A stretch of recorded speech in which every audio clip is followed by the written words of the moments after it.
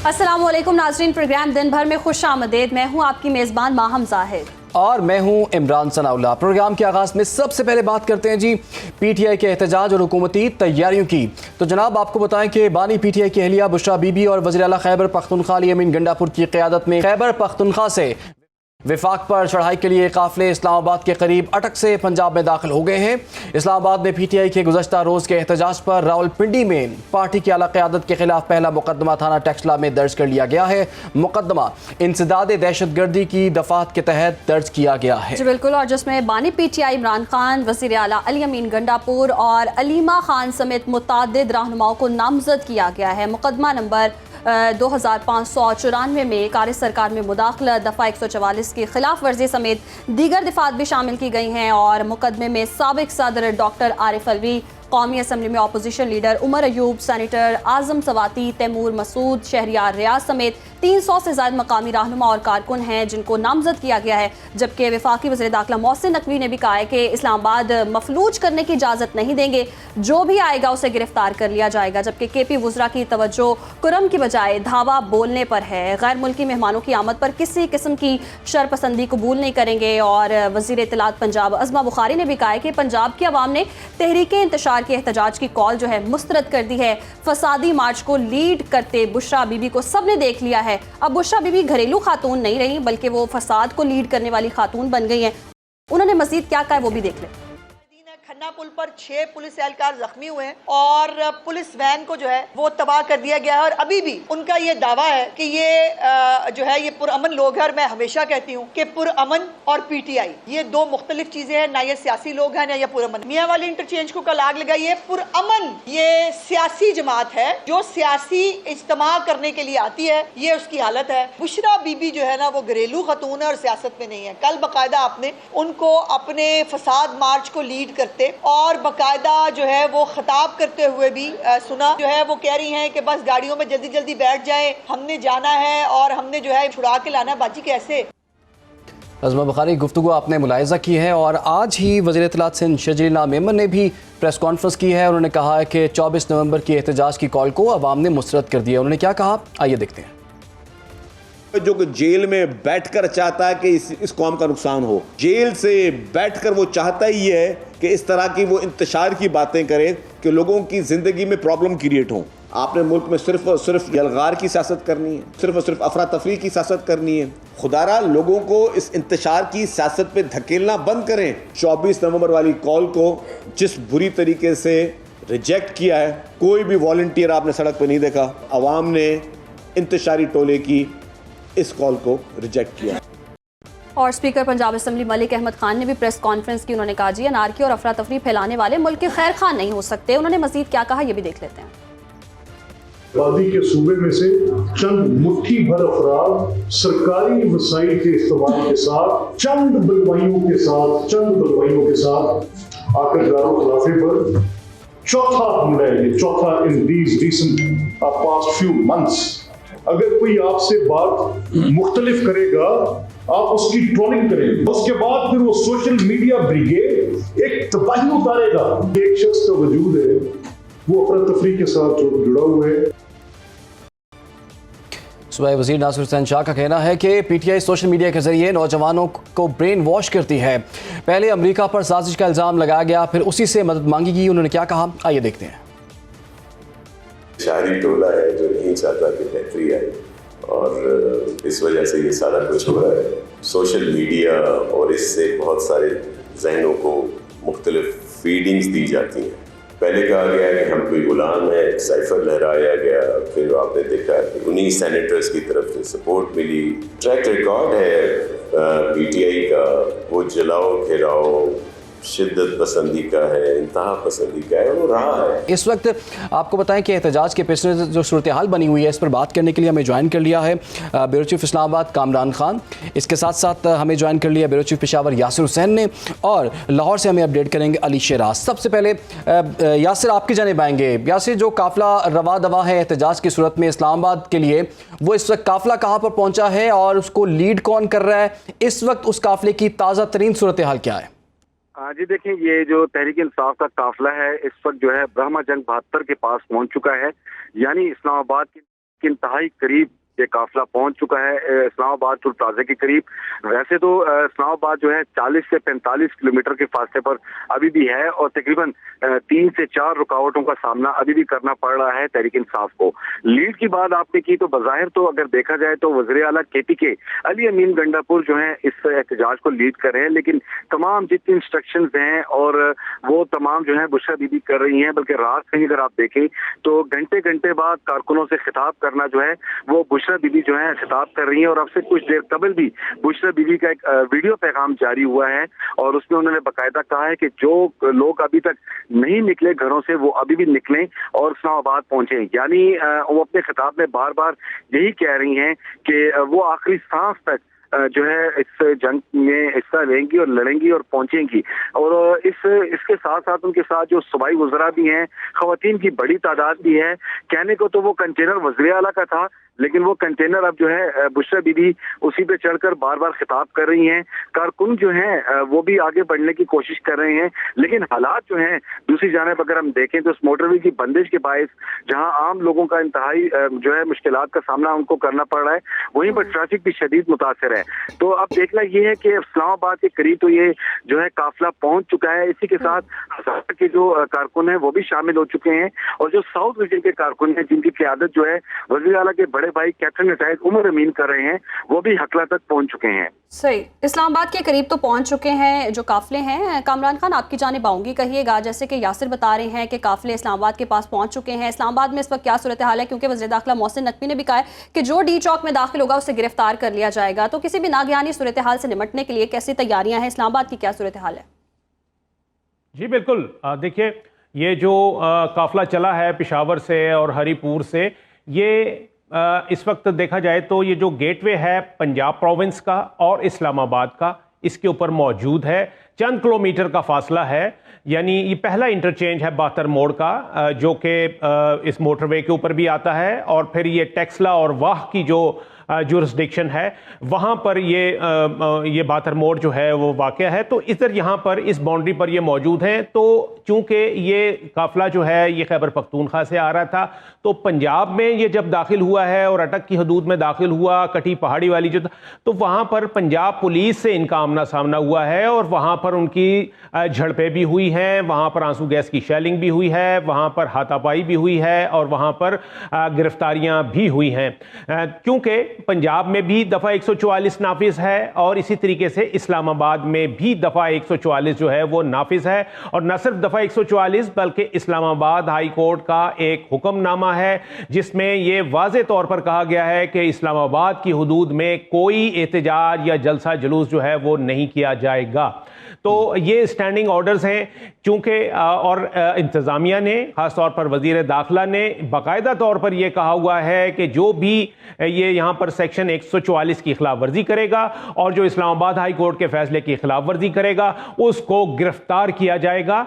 और ये इस्लामाबाद इंतज़ामिया ने कहा है, जबकि जो पंजाब पुलिस है जो कि पंजाब की हदूद में इस वक्त अटक में मौजूद है, वहाँ पर भी पंजाब पुलिस जो है वो इसी वायलेशन के लिए जो है वो उनके साथ उनकी गिरफ्तारियां जो है वो उसको अमल में ला रही है। मैं बताता चलूं, पूरी है। गुज़श्ता रोज मुज़ाकरात की बात हो रही थी, कहा जा रहा था कि डेडलॉक बरकरार है। अभी भी मुलाकात हुई है बैरिस्टर गौहर की, बैरिस्टर सैफ की, और मुज़ाकरात के हवाले से उन्होंने कहा कि इस हवाले से भी बताएंगे मुज़ाकरात हो रहे हैं। तो इस हवाले से क्या इतलात हैं? देखिए, बैरिस्टर गौहर की आज ही अभी मुलाकात हुई, उनको स्पेशली अडियाला जेल जो है वो लाया गया और बानी पीटीआई से उनकी मुलाकात करवाई गई। मैं बताता चलूं कि नॉर्मल हालात में ये मुलाकात जो है वो नहीं होती और आज तो वैसे भी रावलपिंडी और इस्लामाबाद के जितने भी मिलाने वाले रास्ते थे वो तमाम के तमाम बंद थे, इसलिए वहाँ जाना मुश्किल था। लेकिन इसके बावजूद उनको ये एक्सेस दी गई। इसका मतलब यह है कि वो यकीनी तौर पर कोई ऐसा पैगाम जो था वो लेकर गए बानी पीटीआई के पास, और जब वो उस मुलाकात से वापस आए तो उनसे जब सहाफ़ियों ने पूछा कि क्या मुज़ाकरात चल रहे हैं और क्या आउटपुट है, तो उन्होंने कहा था कि हम जल्द आपको कुछ ना कुछ बताएंगे। लेकिन अभी ये चीज़ जो है बिल्कुल यानी कि इसको दोनों जानिब से डिक्लेयर नहीं की गई है। हुकूमत जो है उसने जो अपना कहा है कि जी हम किसी भी शरपसंद को या एहतजाज करने वाले को कानून हाथ में नहीं लेने देंगे, शहरियों का अमन सुकून जो है उसको पूरी तरीके से इंश्योर किया जाएगा। और इसीलिए आपने ये जो लोग गिरफ्तार हुए हैं उनके खिलाफ भी और जो इस वक्त बानी पीटीआई, बुशरा बीबी और जो दीगर की लीडरशिप है, उनके खिलाफ 3 मुकदमात जो हैं वो दर्ज हो चुके हैं। अभी तक रावलपिंडी में एक टेक्सला में मुकदमा दर्ज हुआ है, जबकि 2 सादकाबाद रावलपिंडी और धमियाल थाना इनकी हदूद में दहशतगर्दी के मुकदमात जो हैं वो दर्ज किए जा मुकदमात जो हैं वो क़यादत पर दर्ज किए जा चुके हैं। लाहौर की सूरत हाल भी जानते हैं अली शराज से। अली, आप बताइएगा लाहौर में इस वक्त क्या सूरत हाल है, पिछले 2 दिन क्या सूरत हाल रही, और इस वक्त जो दाखिली खारजी रास्ते हैं वहाँ पर क्या अपडेट है आपके पास? बिल्कुल, लाहौर की अगर बात की जाए तो लाहौर में जो रिंग रोड कल बंद रखा गया था, आज भी आधा दिन वो बंद रहा। उसे अभी कुछ देर पहले जो है मुकम्मल तौर पर खोल दिया गया है, जहां पर आम ट्रैफिक का जो है सिलसिला रवां-दवां हो चुका है। इसी तरह अगर शादरा की बात की जाए तो शादरा से भी जो कंटेनर्स हैं उनको हटा दिया गया है, ठोकर न्याज बेग से भी कंटेनर्स को हटा दिया गया है, और फिरोजपुर रोड की अगर बात की जाए तो वहां पर भी लगाए गए कंटेनर्स को हटा दिया गया है। लेकिन पब्लिक ट्रांसपोर्ट और तमाम जो अड्डे हैं वो अभी तक मुकम्मल तौर पर बंद है, और जो दाखिली और खारजी रास्ते खोले गए हैं उनको भी आप अगर देखें तो वो खारजी रास्ते तो खुल गए हैं, लेकिन शादरा से निकलते ही साथ ही जो काला शाह काकू क्रॉस करते साथ ही फिर कंटेनर लगाए गए हैं, और गुजरांवाला पे भी वो कंटेनर लगा के रास्ते बंद किए गए हैं। इसी तरह अगर बात की जाए लाहौर की ठोकर न्याज बेग तो खोल दिया गया है, लेकिन ठोकर न्याज बेग से आगे मांगा मंडी जब आप क्रॉस करते हैं वहां पे भी अभी तक कंटेनर जो है वो लगे हुए हैं। इसी तरह फिरोजपुर रोड मुकम्मल तौर पर खोल दिया गया है, लेकिन कसूर से पहले कंटेनर लगा के उनको भी बंद रखा गया है। इसीलिए ये जो 3 रास्ते बनते हैं लाहौर से बाहर जाने के वो खुले हैं, लेकिन उसके आगे जाने का रास्ता नहीं है। अली, ये भी बताइएगा कि जीटी रोड की क्या सूरत हाल है। दूसरा ये बताइएगा कि लाहौर में भी कुछ लोग एहतजाज के लिए क्या निकले हैं, उसकी क्या अपडेट है कि लाहौर में भी गिरफ्तारियां हुई हैं इस हवाले से? जी बिल्कुल, जीटी रोड को जो है वो खोला तो गया है, लेकिन जीटी रोड जो शादरा से गुजरांवाला की तरफ जाने वाला जीटी रोड है वो तो खुला है, लेकिन गुजरांवाला से वहां पे भी जो है वो कंटेनर लगा के बंद हुए हैं रास्ते। इस वजह से आप गुजरांवाला क्रॉस नहीं कर सकते।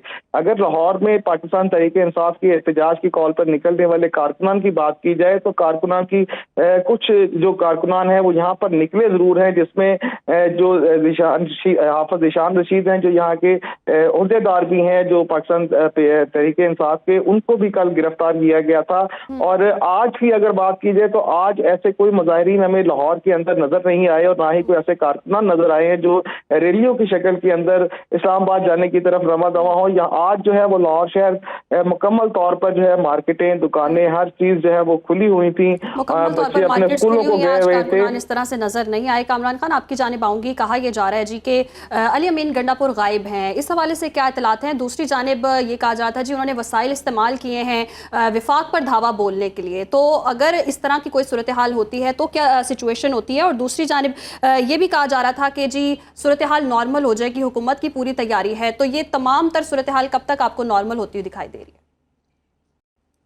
देखिए, इस वक्त तो जो सूरत हाल है वो बिल्कुल डेडलॉक वाली सूरत हाल है, और अगर ये कहा जाए कि दोनों जानिब से तैयारियां मुकम्मल हैं, और लेकिन बस ये है कि ये इस वक्त नर्व्स का इम्तिहान लिया जा रहा है कि कौन फरीक जो है वो दूसरे को थकाता है। हुकूमत ने, अपनी इंतज़ामिया ने अपनी तैयारियां मुकम्मल की हुई हैं, और इस हवाले से मैं बताता चलूँ कि आज जो इस्लामाबाद और रावलपिंडी में जो गिरफ्तारियां हुई और गुज़िश्ता रोज़ जो गिरफ्तारियां हुई थी वो सैकड़ों की तादाद में थी, और उसके लिए बाकायदा तौर पर, और ये सिर्फ हवाई बातें नहीं थी, बल्कि जब ये इतनी बड़ी तादाद में लोग गिरफ्तार हुए तो इनको थानों में रखने का मसला हुआ, तो उसके लिए आज बाकायदा तौर पर यहां पर CIA का जो ऑफिस है उसमें यहाँ I9 सेक्टर इस्लामाबाद में उस दफ्तर को सब जेल डिक्लेयर किया गया। चीफ कमिश्नर ने बाकायदा नोटिफिकेशन जारी किया, क्योंकि इतनी बड़ी तादाद में गिरफ्तार लोगों को थाने में नहीं रखा जा सकता था, तो इनके लिए उसको सब जेल जो है वो उसके लिए इमारतें जो है उनको सब जेल करार दिया गया। तो ये सब जेल करार दिया गया है क्योंकि बड़ी तादाद में लोगों को गिरफ्तार किया गया है और उनको रखने के लिए उस तरह से जगह नहीं थी। तो CIA सेंटर इस्लामाबाद के हवाले से कामरान खान बता रहे थे कि उसको अब सब जेल करार दे दिया गया। बहुत शुक्रिया आपका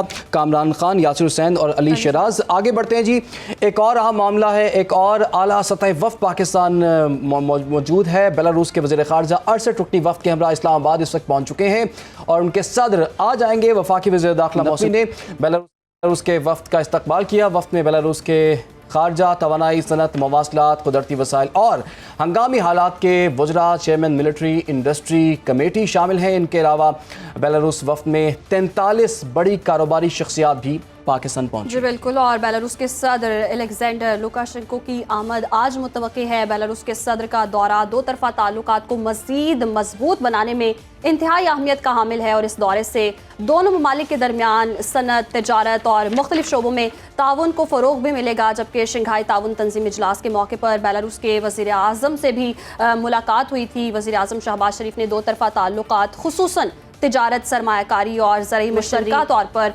ट्रैक्टर्स की तैयारी और मुवासलात के शोबों में ताउन को फ़रोग देने की ज़रूरत पर जोर दिया था। इसी पर बात करने के लिए हमारे साथ मौजूद है माहिर मईशत डॉक्टर शाहिद हसन सदीकी साहब।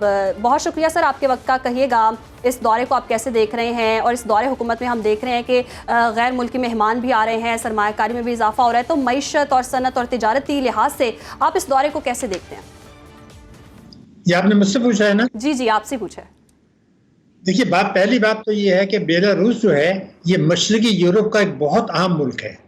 दूसरी बात ये है कि हम दोनों ममालिक पाकिस्तान और बेलारूस, ये दोनों जो शंघाई की जो कोऑपरेशन तंजीम है उसके अहम मेंबर हैं, और दोनों ममालिक के दरमियान जो है अज़्म मौजूद है कि आपस में तिजारत बढ़े, सरमायाकारी बढ़े, तवानाई के शोबे में और दूसरे शोबे में ताउन बढ़े। बेलारूस की तरफ से इसका मुजाहरा आपने देखा कि सदर के अलावा 68 अहम शख्सियात जिसमें वज़रा भी शामिल हैं वो पाकिस्तान तशरीफ़ लाए हैं, और बहुत से MOUs पर भी दस्तखत हो रहे हैं और बड़ी पोटेंशियलिटी है। ये बात बिल्कुल सही है, लेकिन दूसरी तरफ ये जो वफ्द आया है और जो पाकिस्तान में इलेक्ट्रॉनिक मीडिया दिखा रहा है और जो प्रिंट मीडिया दिखा रहा है, तो उनके जहन में परेशानी तो होगी कि भाई ये इसमें तो हम कर्फ्यू की सी कैफियत है। तो हमारी जो सियासी पार्टियां हैं, मैं तो उनसे ये कहना चाहता हूं कि आपको एहतजाज का हक है, लेकिन मुल्क की मुफादात, मुल्क की सलामती आपसे ज़्यादा आपको ज़्यादा अजीज़ होनी चाहिए। ऐसे मौके पर ना करते तो बेहतर था। मगर मैं आवाम से भी एक बात पूछना चाहता हूँ, मैं सियासी बात बिल्कुल नहीं कर रहा, एक अहम मौका है। इससे पहले से जब चीन के सदर आ रहे थे, जब भी यही हुआ था, मैं ये पूछना चाहता हूँ आवाम से कि जो इस वक्त एक पार्टी के मुतालबात हैं अपोजिशन के, क्या उसमें गुर्बत में कमी की कोई बात की है? क्या बेरोज़गारी में कमी की कोई बात की है? क्या ये बात की गई है कि 26 मिलियन बच्चे जो स्कूल नहीं जा रहे, जो आइन कह रहे हैं 25 अलिफ, उसके लिए कोई बात की जा रही है कि अगले 50 वर्षों में भी ये बच्चे स्कूल जाएंगे? क्या बिजली पेट्रोल के दर कम होंगे? तो आवाम को भी तो चाहिए कि ऐसे मौके पर ज़रूर उनका साथ दें कि भाई मुनासिब वक्त पर करें, लेकिन उनको क्या मिलने वाला है? हमारा मसला यही है कि एक तरफ तो ये सूरत हाल है। अब मैं ये समझता हूँ जो इंटरनेशनल मीडिया कवरेज कर रहा है, तो इनके जो सरमायाकार निजी शोबे का बड़ा पावरफुल ग्रुप आया है बेलारूस का, तो जाहिर बात है उनका दिल तो कमज़ोर होता है ना। वो तो ये देख रहे होंगे कि इस मुल्क में इंपोर्ट एक्सपोर्ट करने में हमारे लिए क्या खतरात हैं। तो हमारी क्या जिम्मेदारियां हैं, आवाम की, सियासी पार्टियों की, मीडिया की? वो जिम्मेदारियां खुद हुकूमत की कि ऐसे मौके पर वो ज़्यादा तेज़ रफ्तारी से मुफाहमत की राह निकालते, जो नहीं निकाली गई। मगर इससे हट के मैं एक और बात कर रहा हूँ, हम सिर्फ यही बात क्यों कर रहे हैं? क्या ये हकीकत नहीं है कि जब पाकिस्तान में सियासी इस्तेहकाम था, जब पाकिस्तान में अपोजिशन हंगामाराई नहीं कर रही थी, तो क्या कभी कोई बैरूनी सरमायाकारी आई है?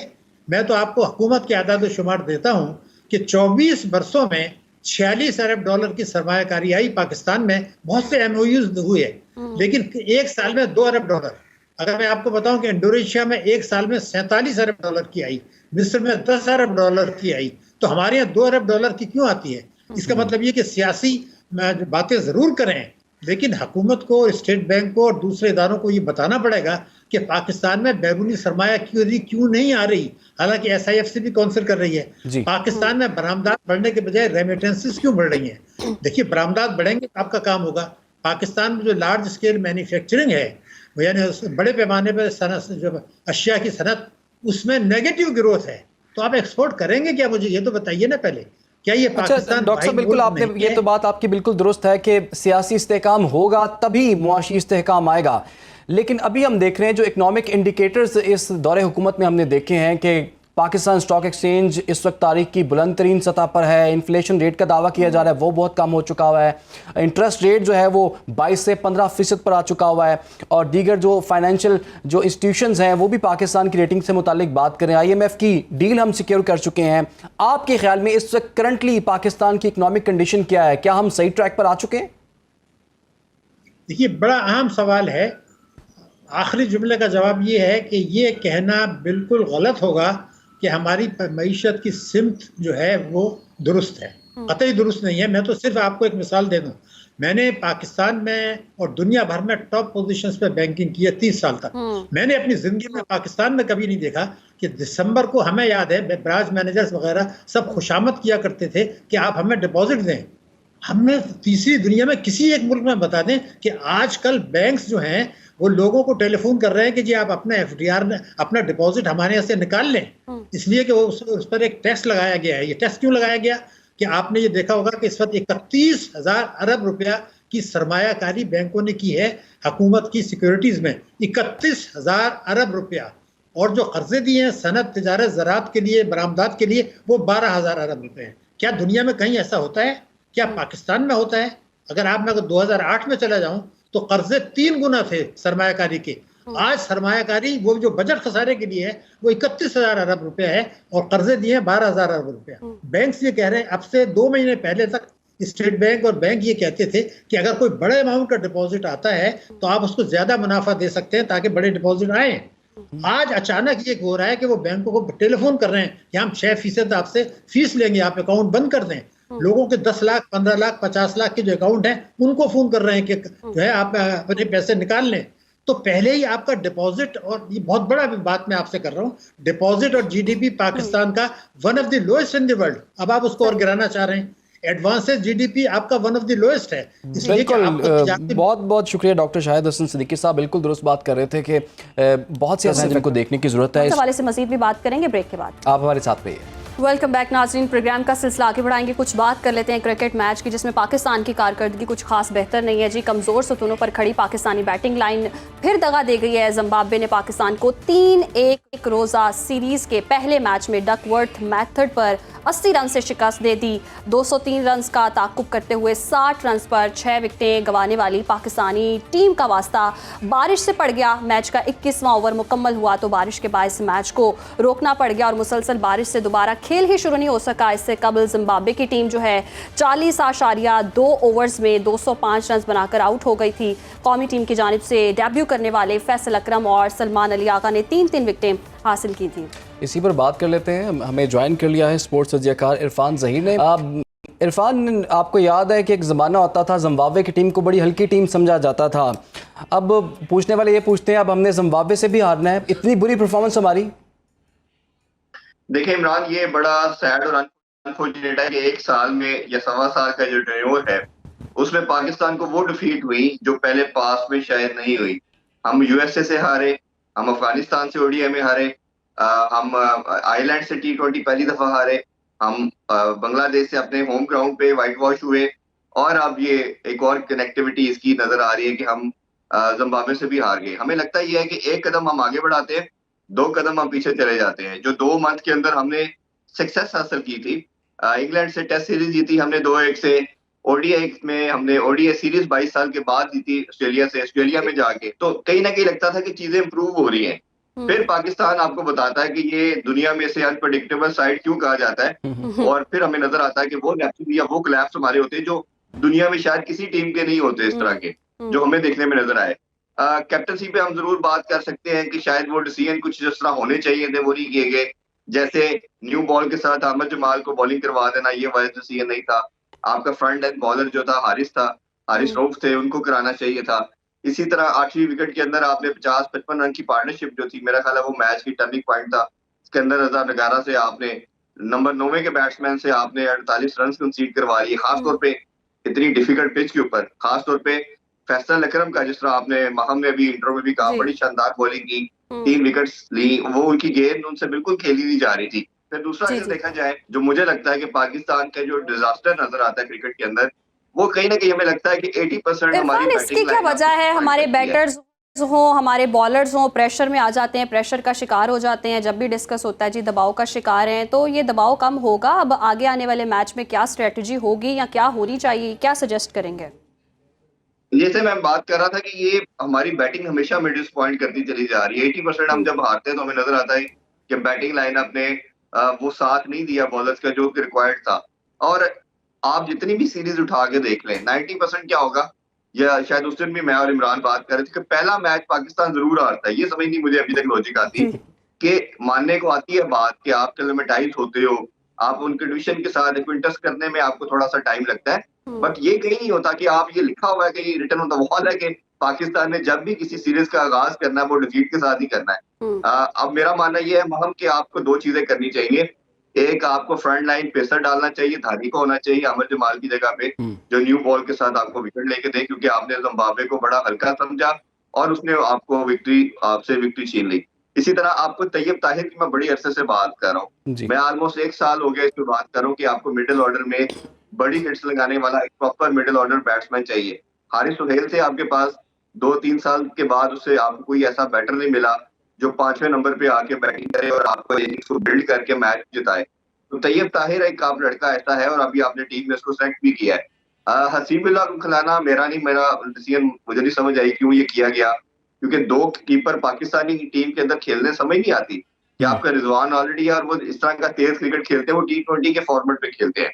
यंगस्टर के पॉइंट ऑफ व्यू से आप कैरी तो जरूर करें उन्हें, ठीक है, आगे T20 में उनको अपॉर्चुनिटी मिल रही है, बट ODI के लिहाज से आपको चाहिए कि प्रॉपर बैट्समैन होना चाहिए जिसकी पास बैटिंग टेक्निक भी हो और वो उस चीज को लेके चले, इनिंग्स को बिल्ड करे। और आपको जब बड़े आपके ख्याल में कुछ टीम में कुछ तब्दीलियां जो हैं वो इस वक्त ज़रूरी हैं। एक और अहम मामला है चैंपियंस ट्रॉफी का, तो इरफान आप बताइए, अभी तक वो इल्तवा का शिकार है और 21 नवंबर को वो शेड्यूल जारी होना था, वो भी अभी तक नहीं हो सका, उसमें क्या डेवलपमेंट हुई है अब तक? देखिए, उसमें जो मेरे सोर्सेज के मुताबिक ये है कि ICC ने एक मीटिंग इनसाइड अपने जो इन हाउस वो उन्होंने शुरू कर दी है और उसमें जो जे शाह हैं प्रेसिडेंट भी, अब वो 1 दिसंबर को अपना चार्ज भी लेंगे, वो भी पहुंच चुके हैं। भारतीय मीडिया ने 2 दिन पहले न्यूज ब्रेक की थी कि तमाम बोर्ड्स को बुलाया जा रहा है, वर्चुअल मीटिंग होगी, बट ICC ने और PCB ने इसका लाइल्मी का इजहार किया कि ऐसा कोई प्लान नहीं है। बट मेरे सोर्सेज के मुताबिक तमाम बोर्ड से बात की जा रही है, इस पे राय ली जा रही है। वोटिंग एक लास्ट ऑप्शन है, क्योंकि अगर वोटिंग की जाती है और तमाम बोर्ड कहते हैं कि हम पाकिस्तान खेलने को तैयार हैं, और तो फिर ऑब्वियसली भारत के लिए रिफ्यूजल की रीजन बड़ी मुश्किल होती जाएगी। अभी तक ICC ने कोई ऐसी स्टेटमेंट भारत के अगेंस्ट नहीं दी। ICC ने अभी तक कोई स्टेटमेंट नहीं दी है। इरफान जहीर हमारे साथ मौजूद थे इस लिस्ट और हमें बता रहे थे, और यकीनन कारकर्दगी जो है पाकिस्तानी टीम की खासी बेहतर नहीं है, हमेशा से हम सुनते आ रहे हैं और उम्मीद करते हैं कि आगे आने वाले मैचेस में बेहतर हो। आगे बढ़ते हैं जी, कराची इब्राहिम हैदरी में भिंडर मेला देखने के लिए आने वालों की कश्ती जो है समंदर में उलट गई और डूबने वाले कश्ती में सवार 6 अफराद में से 4 अफराद को इमरान रेस्क्यू किया गया। इसी पर बात करेंगे अपने नुमाइंदे शामिर से। जी शामिर, इस हादसे से मुतालिक क्या तफसीलात सामने आई है? वाक़या पेश आया आज अलग इब्राहिम हैदरी के करीब 6 माहीगीर थे, उसके यहाँ पे मुकामी मेला अटेंड करने के बाद वापस जा रहे थे कि इनकी गैर समंदर में जाके जो उलट की, जिसके नतीजे में 6 माहीगीर जो है ये गैर समंदर के अंदर। ठीक है शामिर, हम आपको दुरुस्त तरीके सुन नहीं पा रहे। 6 अफराद में से 4 को रेस्क्यू कर लिया गया है। फिलहाल के लिए आपका बहुत बहुत, प्रोग्राम का वक्त भी खत्म हो जाता है। हमें दीजिए इजाजत, अल्लाह हाफिज।